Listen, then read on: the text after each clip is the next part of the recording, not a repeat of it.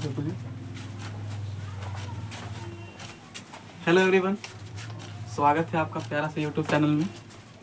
जैसे कि आप सबको पता ही है कि आज आपका पहला दिन है और आप सबका समय भी अब बहुत कम ही रहा है। मुश्किल से 2 महीना है और 2 महीना को बढ़िया से आप लोग पढ़ाई कीजिए ताकि आप अपना अच्छा नंबर ला सकें। नहीं तो 2 महीना के बाद कोई पूछो नहीं करेगा कि कितना कोई के नंबर आया है कि नहीं। तो आज हम मैथ सबसे पहला टॉपिक लेकर आए हैं जिसका नाम है मैट्रिक्स। और ये आपको पता है कि एग्ज़ाम में 15 से 20 नंबर के सवाल करता है इसको से। तो ये चैप्टर पढ़ना काफ़ी इम्पोर्टेंट हो जाता है, क्योंकि 15 से 20 नंबर अगर इस चैप्टर से पूछ रहा है आपको 100 नंबर में से, यानी कि ये चैप्टर आपके लिए कहीं ज़्यादा इम्पोर्टेंट है। और बेशक हो सकता है कि इससे पहले आप लोगों ने पढ़ा भी होगा, या फिर बहुत सारे ऐसे बच्चे होंगे जिसने पढ़ा होगा जिसको समझ में नहीं आया होगा, या फिर किसी को कुछ समझ में आया होगा और किसी को तो कुछ भी समझ में नहीं आया होगा। लेकिन अब आपके पास इतना टाइम नहीं है कि आप शुरू से पढ़िए और आपको एकदम मतलब कि अच्छा नंबर आ जाएगा। नहीं, अब आपके पास 2 से 3 महीना है ये है। तो आप अभी से ऐसा सोचिए, सीरियस होकर पढ़ाई कीजिए, तभी आपका नंबर आ सकता है, अन्यथा नंबर आपका नहीं आ सकता है। क्योंकि इस दौर से हम भी गुजर चुके हैं। हम लोग का भी नंबर आया है, ऐसी थोड़ी नंबर आया है, मेरा खुद नंबर आया है अच्छा खासा। तो आपको नंबर लाने के लिए मेहनत तो करना पड़ेगा। और आज डे 1 है और मेरे साथ आपको हमेशा जुड़ना पड़ेगा, कम से कम एग्ज़ाम तक तो आपको जुड़ना पड़ेगा।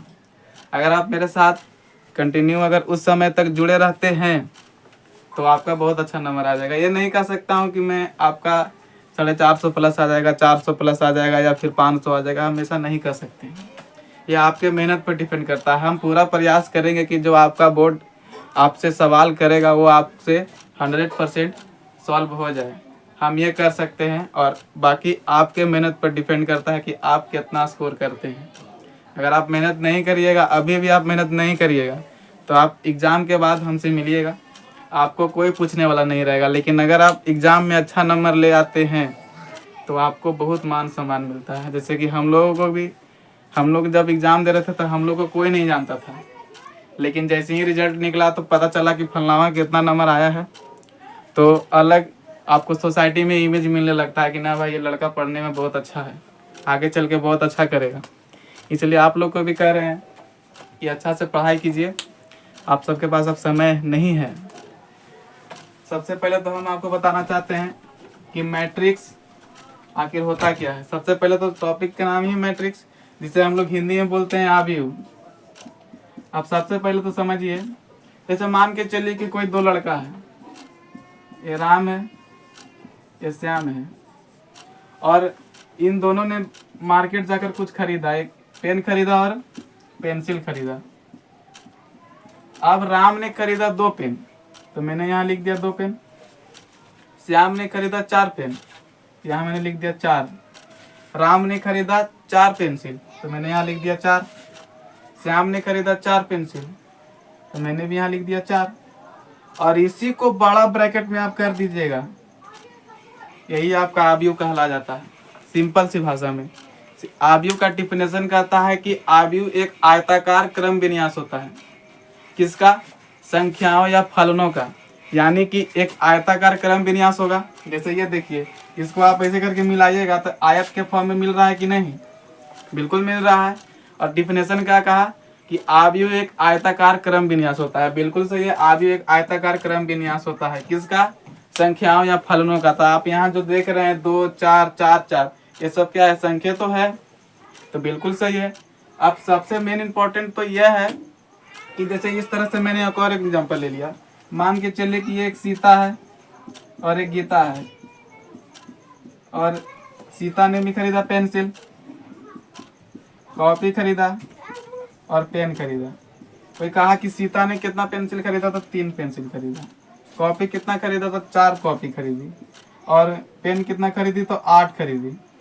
कोई पूछा गीता ने कितना पेंसिल खरीदा? तो मैंने बोला 5। कॉपी कितना खरीदा गीता ने? तो 6। पेंसिल तो 9। और इसी को आयताकार क्रम विन्यास में सजाते हैं हम लोग। क्या देकर? तो बड़ी ब्रैकेट देकर। इसको हम इस फॉर्म में कर देते हैं, तो यही हमारा आव्यूह कहला जाता है।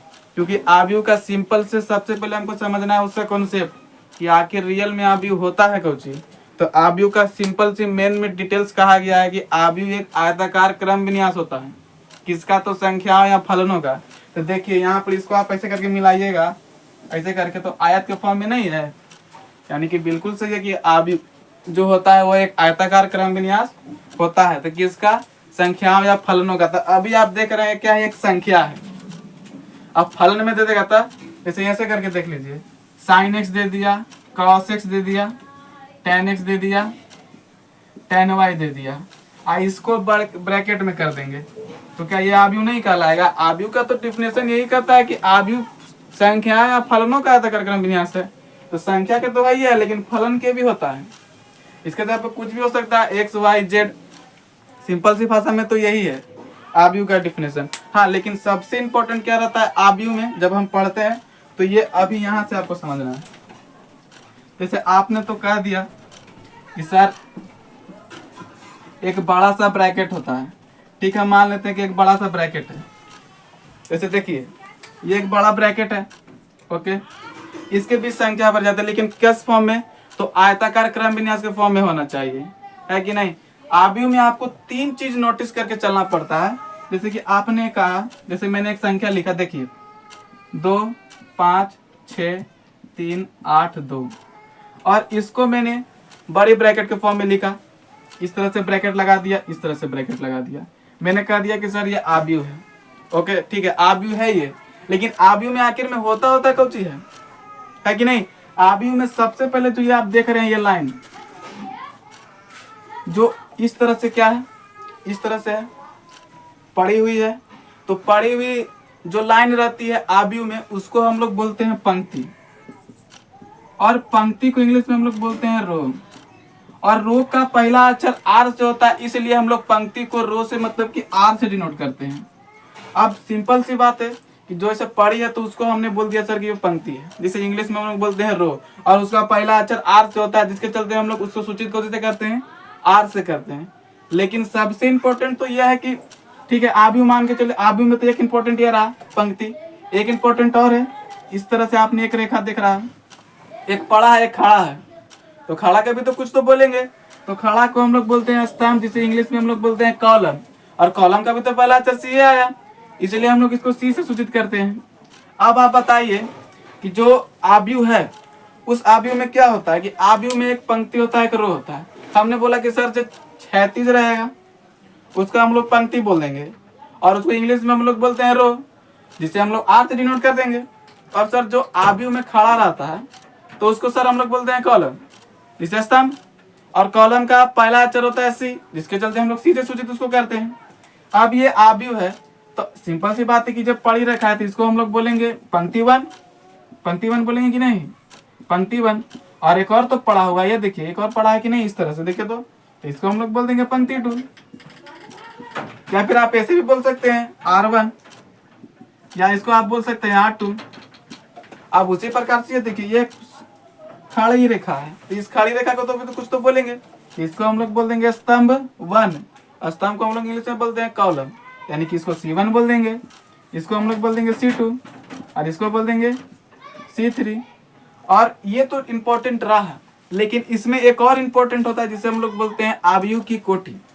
और आव्यूह की कोटि सबसे पहले आपको समझना है कि आव्यूह की कोटि आखिर में होता है कौन चीज?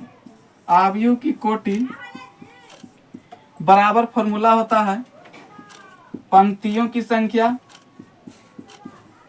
पंक्तियों की संख्या गुने स्तंभों की संख्या। ये होता है आव्यूह की कोटि। अब समझना है आपको, जैसे ये एक आव्यूह है, इस आव्यूह में आपसे पूछा कि इस आव्यूह की कोटि आप बताइए, तो आप जानते हैं कि आव्यूह की कोटि को जो होता है कि पंक्तियों की संख्या गुने स्तंभों की संख्या। अब आपने गिना पंक्ति के भाई, तो इस आव्यूह में हमने देखा कि इस तरह से जो रेखा है पड़ी हुई, इसको हम लोग बोलते हैं पंक्ति। तो ये पहला पंक्ति हुआ, इस तरह से यहाँ आया थी, दूसरा पंक्ति हुआ, है कि नहीं? अब यहाँ से आए इस तरफ से, तो जो खड़ा रेखा है उसको हम लोग कॉलम बोलते हैं, तो ये कॉलम 1 हुआ, ये कॉलम 2 हुआ, ये कॉलम 3 हुआ, स्तंभ 1, स्तंभ 2, स्तंभ 3। और आव्यूह की कोटि को कहता है कि स्तंभों पंक्तियों की संख्या उन्हें स्तंभों की संख्या। अब यहाँ से आप देखेंगे तो यहाँ कितना पंक्तियों की संख्या है, तो 1 और 2 आई इंटू कितना है 3। स्तंभ के गो है तो 1 गो 2 गो 3 गो यानी 3। यानी कि आपसे अगर ये पूछा कि इस आव्यूह की कोटि कितनी है, तो कोटि कितनी है इसकी 2/3। इसमें एक और सवाल किया जाता है, जैसे आपने तो समझ लिया कि आखिर में आव्यूह की पंक्ति कौन-सी होती है, आव्यूह की कोटि कौन-सी होती है, सब आपने जान लिया। लेकिन आपसे पूछेगा कि इस आव्यूह में कितने प्रविष्टियां हैं या अवयव हैं। आप जो ये देख रहे हैं, ये जो आव्यूह है इसमें जो संख्या आप देख रहे हैं इसको हम लोग बोलते हैं अवयव। किसका अवयव था, आव्यूह का अवयव। अवयव बोलिए या फिर प्रविष्टि बोलिए, आपसे इसी में तो सवाल कर देगा ये जो आपका आव्यूह है इस आव्यूह में प्रविष्टियों की संख्या ज्ञात करें, या फिर आपसे पूछ दे कि इस जो आव्यूह है इस आव्यूह में कितने अवयव हैं। तो सिंपल सी बात है, या तो ऐसे गुना करके देख लीजिए 2 या 6, आप डायरेक्ट बोल सकते हैं कि सर इसमें जो ये जो आव्यूह है इस आव्यूह में कितने हैं, तो 6 अवयव हैं। या फिर आप गिन भी सकते हैं, डायरेक्ट नहीं गिन सकते हैं, देखिए तो 1 2 3 4 5 6 अवयव। ये होता है इंपॉर्टेंट पॉइंट। इसके बाद आपका सबसे पहले क्या इंपॉर्टेंट है देखिए,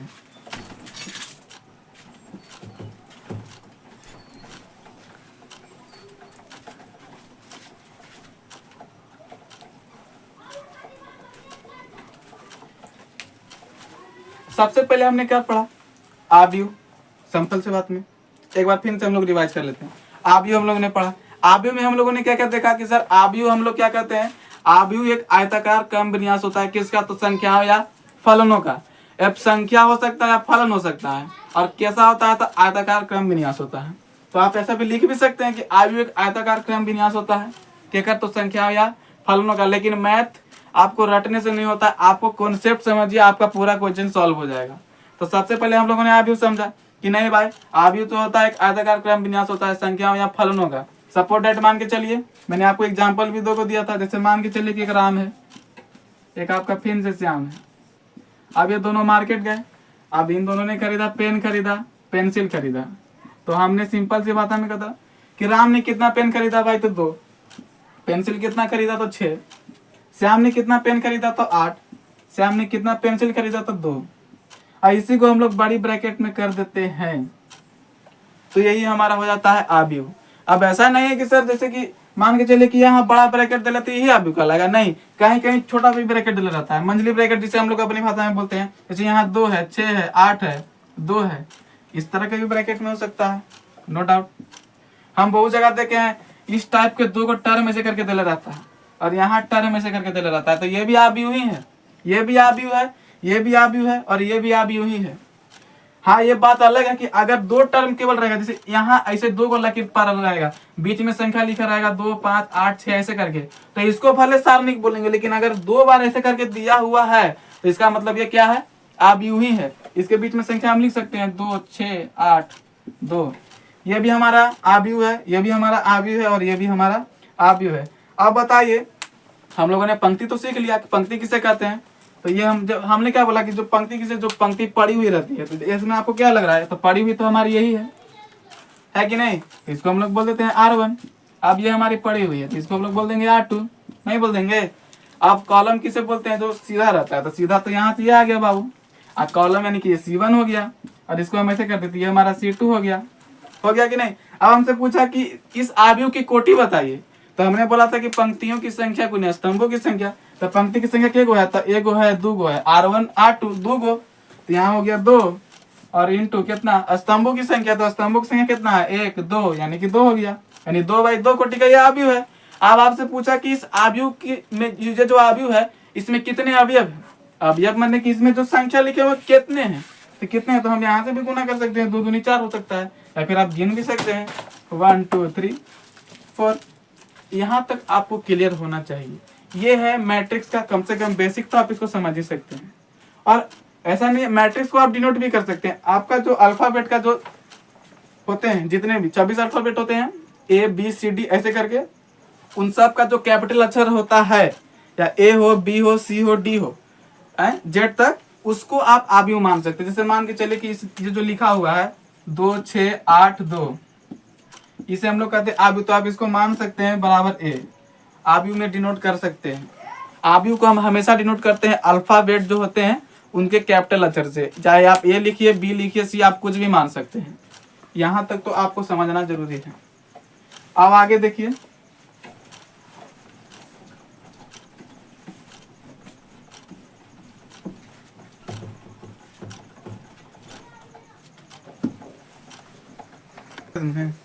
कितना देर हो गया बाबू, कितना मिनट है?